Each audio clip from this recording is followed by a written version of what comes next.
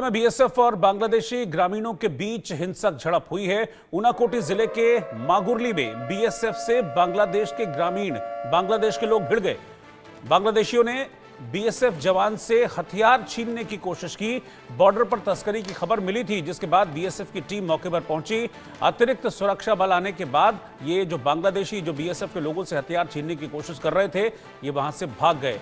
मागुरली ग्राम पंचायत में pillar number 47 के पास की घटना है। इस घटना के बाद मागुरली ग्राम पंचायत सीमा क्षेत्र पर इस पूरे इलाके में अलर्ट घोषित कर दिया गया है। तो आप देखिए कि बीएसएफ के जवानों को तस्करी की सूचना मिली थी। अभी कल परसों की ही बात है, जबकि मैं लाइव पर था बुलेटिन में, उस वक्त पता चला था कि तस्करी हो रही है और वहां से कुछ लोगों को गिरफ्तार भी किया गया है, जो भारत और बांग्लादेश का बॉर्डर है। अभी भी ऐसी कोई सूचना बीएसएफ को मिली थी, जिसके बाद बीएसएफ की टीम मौके पर पहुंची।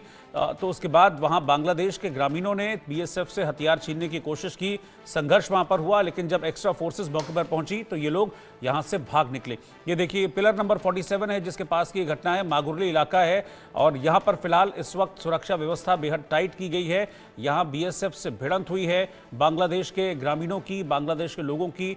बीएसएफ की टीम तस्करी रोकने पहुंची थी, लेकिन उन्होंने बीएसएफ की टीम पर ही अटैक कर दिया, हथियार छीनने की कोशिश की। क्योंकि बीएसएफ जो है अत्याधुनिक हथियारों से लैस रहती है, तो ये हथियार छीनने की कोशिश की। लेकिन जब एक्स्ट्रा फोर्सेस मौके पर पहुंची तो इसके बाद ये लोग यहां से भाग निकले, बांग्लादेशी लोग यहां से भाग निकले। फिलहाल इस पिलर नंबर 47 के पास जो मागुरली इलाका है, ग्राम पंचायत है, वहां पर इस समय हाई अलर्ट लगाया गया है। रैनिक दत्ता इस वक्त मेरे साथ हैं लाइव। रैनिक, रोकने की कोशिश तस्करी की हो रही थी बीएसएफ की तरफ से, लेकिन ये खबर है कि बांग्लादेशियों ने बीएसएफ के जवानों पर ही अटैक कर दिया, उनके हथियार लूटने की कोशिश करने लगे।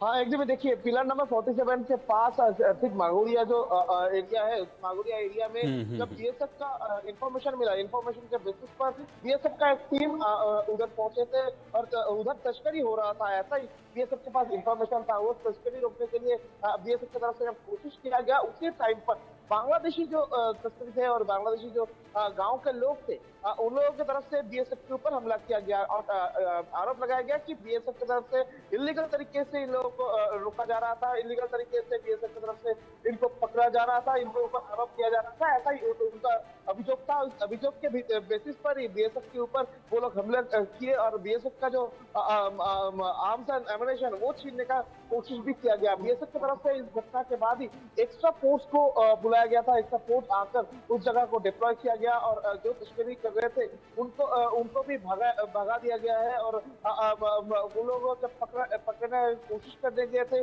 बीएसएफ, उसी टाइम पर बीएसएफ के ऊपर हमले का घटना भी घटा है। तो इसको देखते हुए मागरिया जो एरिया है, पिलर नंबर 47 के आसपास का जो एरिया है, उस एरिया में बीएसएफ की तरफ से हाई अलर्ट कर दिया गया है। उस एरिया को पूरा बीएसएफ का जो निगरानी के अंदर लाया गया है और उसके साथ साथ ही एक्स्ट्रा फोर्स भी उधर डिप्लॉय किया गया है, किसी भी तरीके से कोई प्रॉब्लम ना हो, इसके ऊपर भी बीएसएफ का नजर अभी बने हुए हैं। रैनिक, आमतौर पर ऐसा होता नहीं था कि बांग्लादेश के लोग इस तरीके से जो भारत की फ्रंट लाइन फोर्सेस है उन पर अटैक करें, लेकिन लग रहा है कि जिस तरह की चीज़ें बांग्लादेश में चल रही हैं, जिस तरह का कट्टरपंथ बांग्लादेश में चल रहा है, वो अब बाकी जो बांग्लादेशी हैं उनके ऊपर भी हावी होता जा रहा है। ये इस तरह का अटैक, इस तरह की घटना मुझे उसी का परिणाम दिख रही।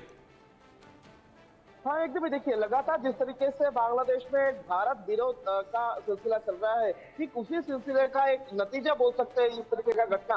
क्योंकि इससे पहले भी दिखा गया था कि बांग्लादेश में जिस तरीके से कट्टरपंथियों का राज चल रहा है और कट्टरपंथियों की तरफ से भारत को निशाना किया जा रहा है, अभी भारत का जो फ्रंटलाइन फोर्सेस, वो फोर्सेस के ऊपर भी हमला किया जा रहा है। तो कुल मिला के बोल सकते हैं कि भारत के खिलाफ में जो एंटी भारत जो मूवमेंट बांग्लादेश में जारी है, उसका ही नतीजा पर इस तरीके का जो हमले का घटना ये घटा है। दूसरी तरफ अगर देखेंगे तो बीएसएफ के ऊपर जिस तरीके से हमले का घटना घटाया गया है, तो उसमें साफ है कि बीएसएफ लोगों के एक टारगेट बन चुके थे। बांग्लादेशी जो लोग थे उनके एक टारगेट बन चुके थे और उस टारगेट का ही इस्तेमाल ये चीज को सामने रखते हुए किया गया है। बीएसएफ की तरफ से जब उनको रोकने का कोशिश किया गया, उसी टाइम पर बीएसएफ के ऊपर जो हमला, ये एकदम भारत के खिलाफ में जो नारा जिस तरीके का मूवमेंट कट्टरपंथियों की तरफ से किया जा रहा है, उसका नतीजा है।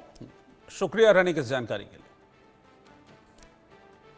जूना अखाड़ा की महिला महामंडलेश्वर मां योग योगेश्वरी यति कैसे साध्वी बनी, उन्हीं से जानिए